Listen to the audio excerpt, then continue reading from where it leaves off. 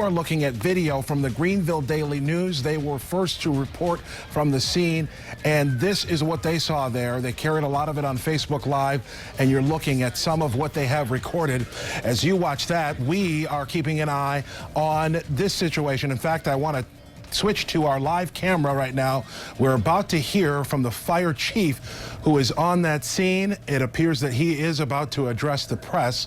But this has been going on since before 11 o'clock tonight. So more than 2 hours, firefighters have been working to get this blaze under control.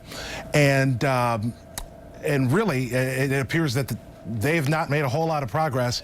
There's a lot of flammable material in that building, and that is likely to be the reason that they're going to have to basically let this burn to the ground. A massive facility is on fire. The chief may be starting to speak. Let's listen in right now. Jorden, last name Brygal. Okay. Then right now we're hearing them. They're kind of doing their introductions for our cameras. And you see, we've got a number of fire officials there. I believe all of them say they are from the Montcalm Township Fire Department. But there in the middle, we do believe is the fire chief, and he is speaking now. Let's listen.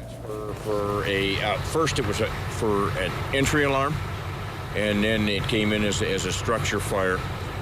We got on scene, it was half involved, and the roof had already collapsed on the two dome roofs that are on the building on the far end. And this location, what exactly is the business that's here that you guys are fighting the fire? This is Keystone, and LKQ is located in here. They refurbish plastic car parts, bumpers and whatnot.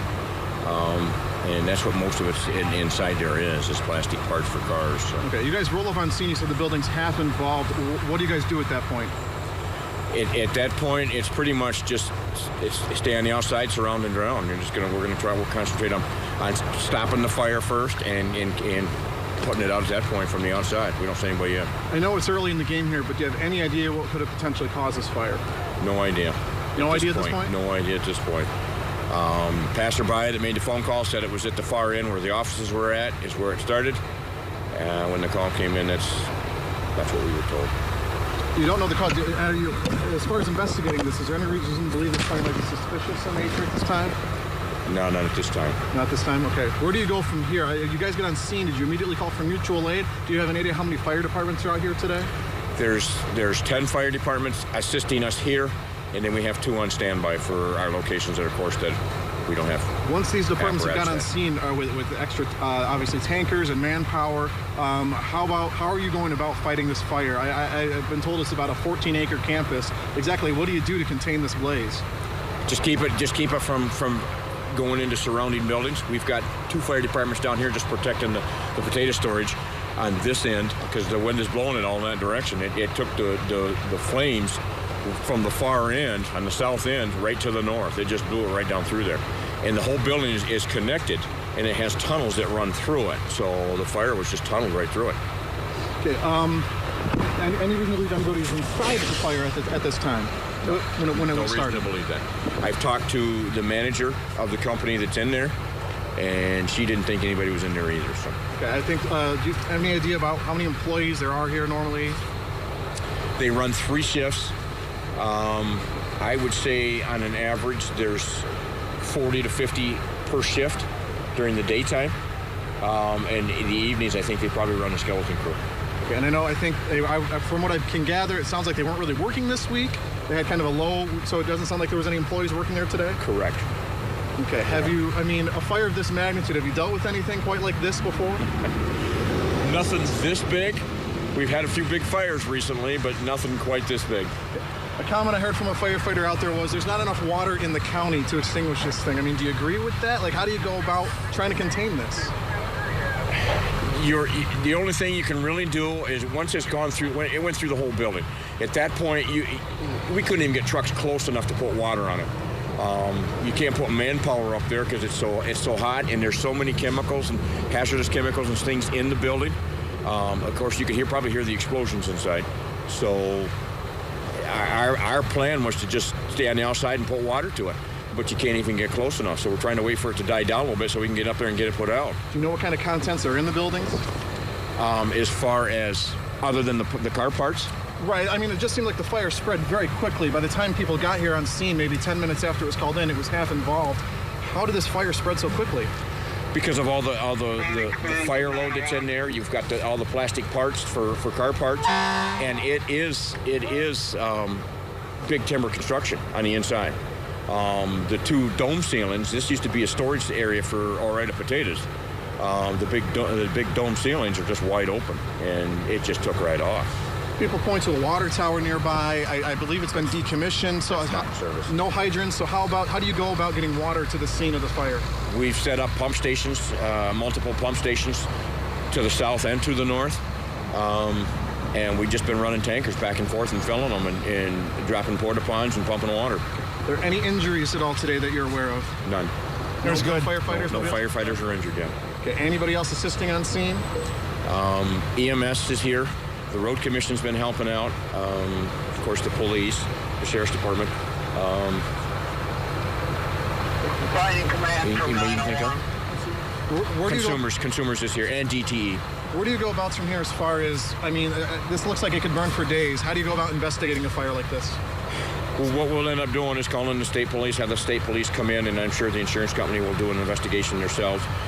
Have them come in and do what they do, dig through the debris and figure out. We have an idea. It started in the office area, so that's mainly their point of origin. I'm sure is where they're going to start, and that's all we can do. I mean, we'll be here. We'll be here for probably multiple days just to finish putting the fire out. We're saying office area. What portion of the building, direction-wise, is that? It would be the southwest corner of the building is the office area. Okay. Is anything salvageable at this point? No. No. So what do you declare it as, like, as far as everything? Is it? It's a complete loss. Everything's gone. Can you give an estimate for how much in damages that might be costing? Well, I couldn't even estimate. No, I have no idea. I have no idea what the cost is, the loss. As far as those hazardous materials that were in some of the building, are you concerned with any of the burning, kind of like releasing any gases or posing a danger to any of the firefighters in there right now? There are no firefighters inside. We have not entered at all.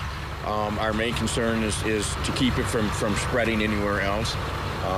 The hazardous chemicals that are in there, hopefully by not putting a lot of water on it, we're not contaminating it. We're not spreading it to other areas at this point until we can actually see what's going on and get in there and put dams in, bring in hazmat crews until we can keep it contained. No plans for like evacuations from the area? No. Any idea when those hazmat crews might be showing up here? Or are they going to be sometime? We're going to have to make an evaluation on what we have inside and the hazardous chemicals that are in there, just to determine when we can get them here. Of course, they're going to wait till the fire's out, So we'll make that decision as the day goes on. Thank you. Thank you very much, sir. Thank you, guys. Thanks, Chief. Appreciate it. You're welcome. Thank you.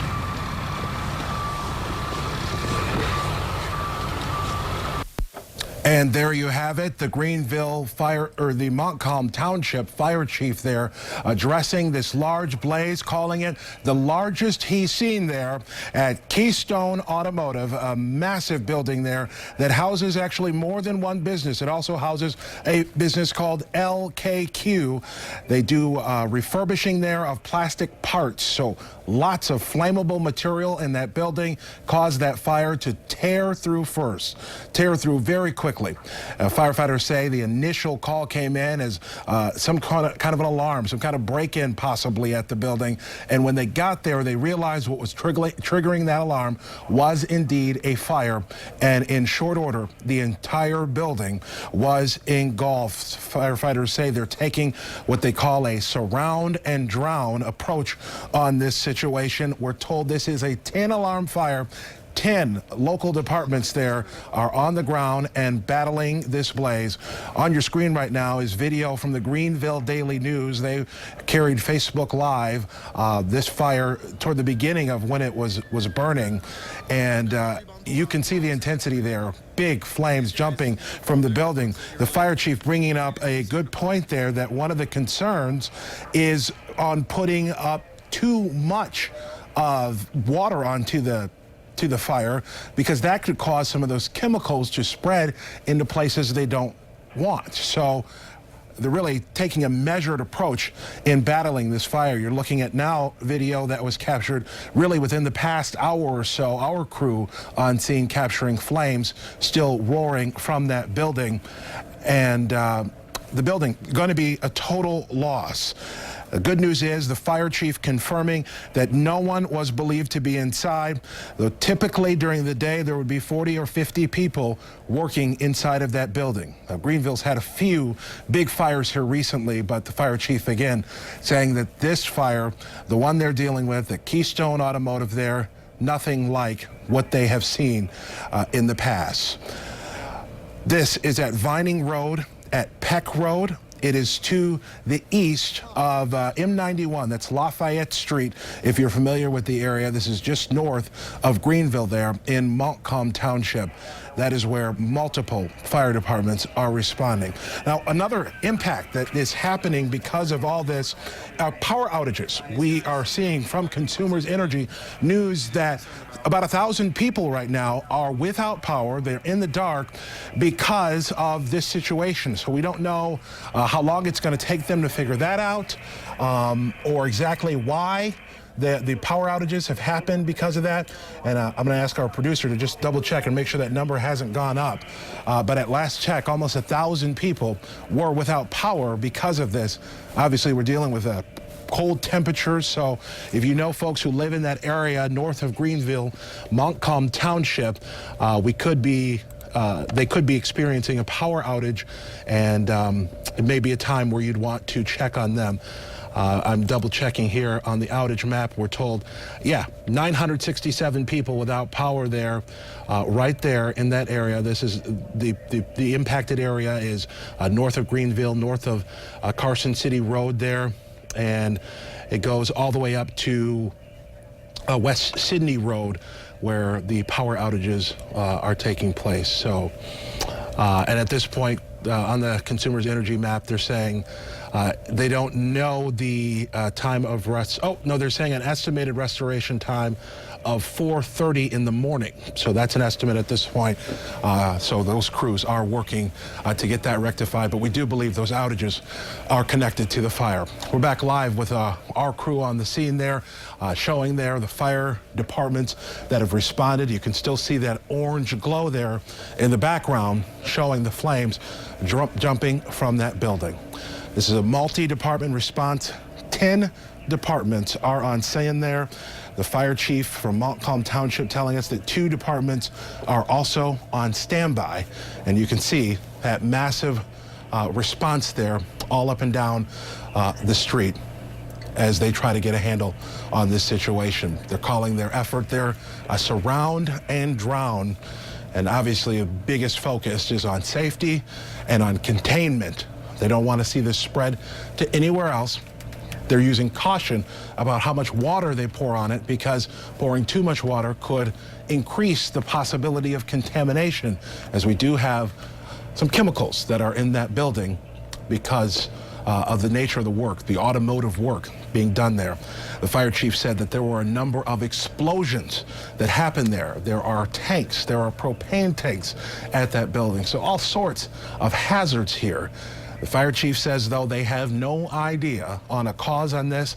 He believes that they're going to be out there not only throughout the night tonight dealing with the flames and the fire, but he says they're going to be out there for days, A, making sure that, again, containment happens, and B, investigating, trying to figure out a cause. Now, we've seen, just like everybody else, some of the speculation about whether something nefarious is afoot here.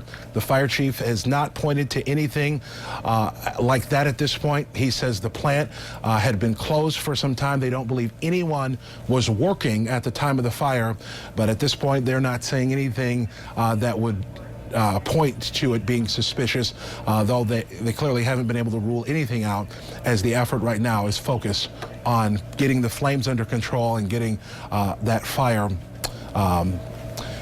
taken care of. You can see they got those pools there. You see those yellow pools toward the middle of your screen. That means they're having to bring water in with tanker trucks. This area is rural. So I'm imagining there's not a lot of fire departments. There's one of those tanker trucks there. So what they're having to do is actually drive those trucks back and forth, and they fill up those pools with water, and that's what they're using to put the water that they can on these fires. So as you can imagine, it's a huge undertaking, a major response here. These are small, rural fire departments that are having to handle this, and here we are almost 2 o'clock in the morning where they're having to deal with this. So it is quite an undertaking, and kudos to the fire departments and the firefighters, some of them volunteer firefighters who've had to come in. They're spending time away from their families to deal with this on this now Sunday morning here in Montcalm Township. We are going to wrap up our cut-in here, but we will continue our coverage online at woodtv.com. Daybreak is already working on this story. We will have live reports originating from this all morning long. Daybreak is on the air from 5 until 8 in the morning. We'll be doing cut-ins through the Today Show. And of course, as things develop and news warrants, we'll cut in as needed. But throughout the night here online is where we will push most of the information on this. So if you are in that area, especially if you're without power, it'd be a good idea to download the Wood TV app, check into this story regularly, because we will be posting updates there. That fire, though, for now continues to burn. Keystone Automotive at Vining Road and Peck Road to the east of M91, North Lafayette Street, there north of Greenville. We'll keep you posted online at woodtv.com. For now, we'll send things back to regular programming. Thank you for joining us. For all of us here at News 8, I'm Leon Hendricks. Have a good morning.